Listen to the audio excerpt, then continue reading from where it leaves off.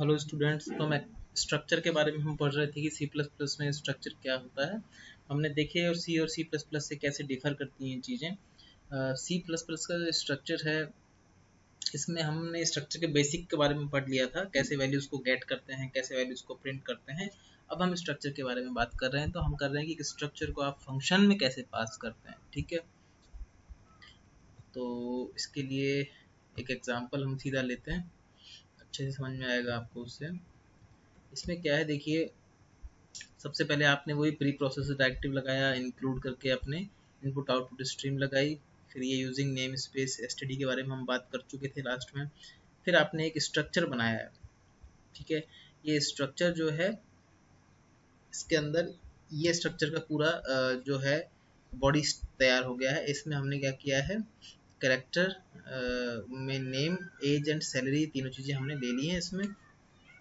तो ये हमारा स्ट्रक्चर बनके तैयार हो गया है। अब हमको इसके मेंबर फंक्शंस को करना है। हम अंदर भी डिफाइन कर सकते हैं, बाहर भी कर सकते हैं। हमने इस टाइम बाहर चूज किया है। ठीक है, तो यहाँ हमने देखो वॉइड डिस्प्ले पर्सन का डिक्लेरेशन दे दिया है यहाँ। ठीक है, हमारा मन होगा इसको वहाँ हम डिफाइन भी कर सकते हैं, यहाँ भी कर सकते थे। ठीक है, तो हमने एक फंक्शन डिक्लेरेशन दे दिया है डिस्प्ले डेटा।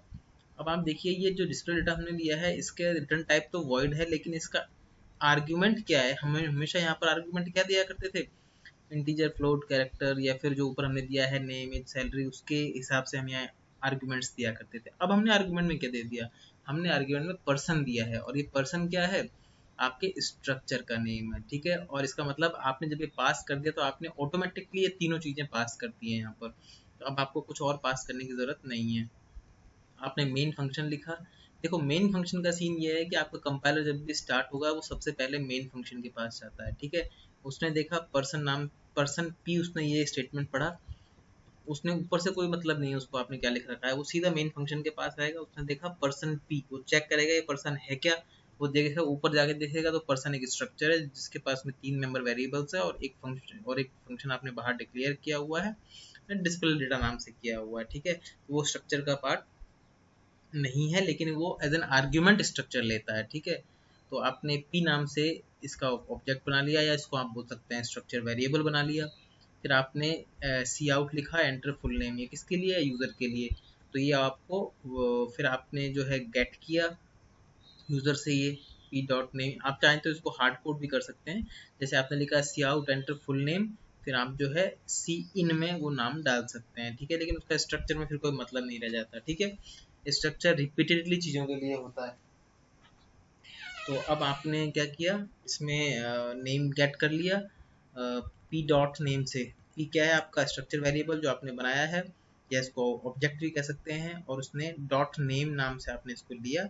और ये हम इसको लास्ट एग्जांपल में देख चुके हैं ये कहानी। तो ये हमने यहाँ तक जो है सी आउट और सी इन करते हुए तीनों चीज़ें गेट कर ली हैं यूज़र से। अब function call with structure variable as an argument. आपने फंक्शन बनाया था डिस्प्ले डेटा, उसमें आपने एज एन आर्ग्यूमेंट क्या पास कर दिया है, पी को पास कर दिया है। और पी क्या है, आपका स्ट्रक्चर वेरिएबल है। जब आपने इस तरीके से किया तो रिटर्न 0 करके आपका ये काम खत्म हो गया।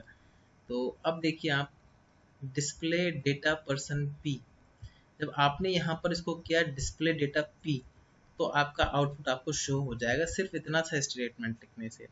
लेकिन आपने ध्यान करो, डिस्प्ले डेटा का आपने सिर्फ डिक्लेरेशन ऊपर किया था, आपने वहाँ बॉडी की नहीं दी थी इसको। अगर ये स्ट्रक्चर वेरिएबल का होता तो हम कुछ और सोचते, लेकिन ये इसका इंडिपेंडेंटली फंक्शन पड़ा हुआ था बाहर। तो हमने क्या किया, वॉइड डिस्प्ले डेटा, आर्गुमेंट क्या था, इसका पर्सन टाइप था, ये हमने पहले डिफाइन कर दिया था ऊपर, और इसकी बॉडी हमने दे दी, और बॉडी के अंदर हमने क्या कर दिया, सी आउट कर दिया पी डॉट नेम को, पी डॉट एज को, और पी डॉट सैलरी को। तो तीनों चीज़ें प्रिंट हो गई। तो इस तरीके से हमने एक फंक्शन के अंदर क्या पास कर दिया, ये एक फंक्शन था डिस्प्ले डेटा, इसके अंदर हमने क्या पास कर दिया, स्ट्रक्चर को पास कर दिया। तो ये एक एग्जांपल हो गया passing a structure to function. ठीक है, ये इसका आउटपुट आ जाएगा, राइट। जो हमने आपको समझाया है वही थ्योरी में लिखा हुआ है, आप as it is you can read, आपके रेफरेंस के लिए लिख दिया है।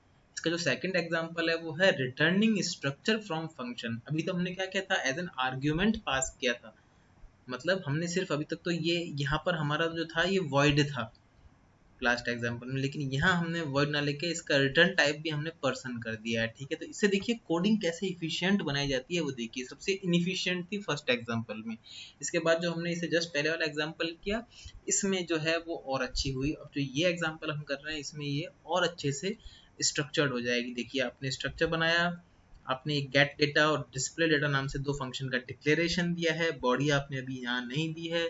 गेट डेटा में आप गए हैं, गेट डेटा में आपने एज एन आर्ग्यूमेंट क्या दिया है, पर्सन दिया है, और आप इस पर रिटर्न क्या करवाना चाह रहे हो, पर्सन करना चाह रहे हो। और ये किसके लिए रिटर्न हो रहा है भाई, आपको कोई फंक्शन से कोई वैल्यू रिटर्न करवानी है, इसका मतलब यही हुआ ना आप उसको कहीं और किसी फंक्शन में एज एन आर्ग्यूमेंट देना चाहते हो ताकि आपका काम निकल जाए। तो इस पर्सन जो है ये स्ट्रक्चर है, इसके पास में ये तीन वेरिएबल्स हैं, ये यहाँ आपने गेट किया यूजर से और आपने इसको रिटर्न कर दिया तीनों को। अब फिर एक फंक्शन बनाया डिस्प्ले नाम से जो डिस्प्ले करेगा चीज़ों को, और इसने एज एन आर्ग्यूमेंट ले लिया इस स्ट्रक्चर को। तो देखिए आपका काम कितना आसान हो गया, आपको कुछ और डील ही नहीं करना पड़ा। अब आपको सिर्फ यूजर से वैल्यू लेनी है और वो आपको डिस्प्ले हो जाएंगी। जैसे मेन फंक्शन आया आपका, ये आपने पहले काम कर चुके हैं। अब आपने क्या किया देखो, गेट डेटा पी, राइट, और इसको किस में ले लिया, पी में ही आपने डाल दिया है। और जो ये पी है ये आपका क्या है, स्ट्रक्चर वेरिएबल है, और इसमें आपने क्या पास कर दिया, गेट डेटा। जो आप गेट डेटा करोगे, वैल्यू यूजर से जो डेटा लोगे उसको पास कर दोगे तीनों चीज़ों को। और फिर जो डिस्प्ले डेटा है ये क्या करेगा, डिस्प्ले कर देगा, किसको डिस्प्ले करेगा, स्ट्रक्चर को। उस स्ट्रक्चर का नाम क्या है, पी। इस पी के पास क्या है, तीन मेंबर वेरिएबल्स हैं, उन तीनों को ये प्रिंट कर देगा। सिंपल सा है, बस इसकी अब आपको बॉडी देनी है फंक्शंस की। एक फंक्शन आपने बनाया था गेट डेटा, वो आपका फंक्शन ये रहा, इसका रिटर्न टाइप था पर्सन और आर्ग्यूमेंट था पर्सन। आपने पूछ लिया गेट नेम, एज, सैलरी और रिटर्न कर दिया पी को। ये यहाँ से पी आपने रिटर्न किया है। यही वो कंसेप्ट है कि returning a structure from function, right. और इसको आपने कहाँ गेट कर लिया, एक पी नाम के स्ट्रक्चर में जो आपने ऊपर किया था। इसी तरीके से गेट डेटा का कोडिंग हो गई फंक्शन की, और ये डिस्प्ले डेटा की कोडिंग हो गई। ये देखिए यहाँ आपने P dot salary, P dot salary, P dot age, P dot name ये प्रिंट करवा दिए हैं। और जो इसका आउटपुट आएगा आपके सामने वो, अब आपने एक बार ये लिख दिया है, और आप देखिए आपका मेन फंक्शन कितना छोटा हो गया। और आप ध्यान रखिए आपका मेन फंक्शन जो होता है वो बहुत ही इंपॉर्टेंट पार्ट होता है आपके प्रोग्राम का, जिसके बिना आपका प्रोग्राम रन नहीं करेगा। तो मेन फंक्शन मस्ट है, ठीक है। सबसे पहले कंपाइलर आपका मेन फंक्शन के पास आता है, यहीं से सारी चीजें जंप होना स्टार्ट करती हैं, फिर ये फंक्शंस के पास कूदने लगता है। तो आपने मेन फंक्शन में आ गए, वहां आपने देखा कि आपको एक पर्सन पी नाम से चीज मिली। ये दिखेगा ये पर्सन क्या है, इसको मिलेगा ये स्ट्रक्चर है। फिर दिखेगा कि एक गेट डेटा नाम से डिक्लेरेशन आपने दी हुई है।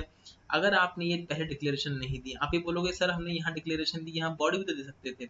बिल्कुल दे सकते थे, कोई दिक्कत नहीं है, लेकिन प्रॉब्लम यहाँ कुछ नहीं आती। लेकिन ये प्रॉब्लम आ सकती थी अगर आप इन दोनों को यहाँ डिक्लेयर ना करके डिक्लेयर ही इसको मेन फंक्शन के बाद करते, तो प्रॉब्लम ये आती जब आप मेन फंक्शन आपका चलता और आप यहाँ गेट डेटा वो देखता तो देखता कि इसमें आपका कोई फंक्शन ही नहीं है, तो फिर प्रॉब्लम आती। ठीक है, इसलिए हमने उसको डिक्लेयर ऊपर कर दिया है, डिफाइन उसको नीचे कर दिया है। इससे थोड़ा सा क्या है, स्ट्रक्चर्ड वे में आपका कोडिंग चलता है। तो इस तरीके से आपका ये दोनों एग्जाम्पल हो जाते हैं कि आपने एक स्ट्रक्चर को एज एन आर्ग्यूमेंट एक फंक्शन को पास किया, और एक फंक्शन जो है उससे आपने रिटर्न भी करवा लिया स्ट्रक्चर को। यहाँ तो ये आपको बहुत आसान लगता है क्योंकि इसमें तीन ही वेरिएबल है। मान लीजिए इसके अंदर 200-300 मेंबर वेरिएबल्स होते, name, age, salary, address, pin code, बहुत सारी चीजें होती, तो आप उसको एक एक एक एक करके कब तक आप उसको एज एन आर्ग्यूमेंट देते। तब आपको जरूरत पड़ती ही पड़ती कि आप एक स्ट्रक्चर को ही एज एन आर्ग्यूमेंट दें, उसी को रिटर्न कराएं, उसी को प्रिंट कराएं। तो ये बहुत इफिशिएंटली काम हो जाता है इसके अंदर। नेक्स्ट क्लास होगी उसके अंदर हम नेक्स्ट टॉपिक जो आपका होगा एरे ऑफ ऑब्जेक्ट्स वगैरह वो डिस्कस करेंगे। अभी के लिए आपका ये जो टॉपिक है स्ट्रक्चर का वो लगभग आपका कंप्लीट हो जाता है। एरे ऑफ ऑब्जेक्ट जो है वो हम नेक्स्ट क्लास से डिस्कस करना स्टार्ट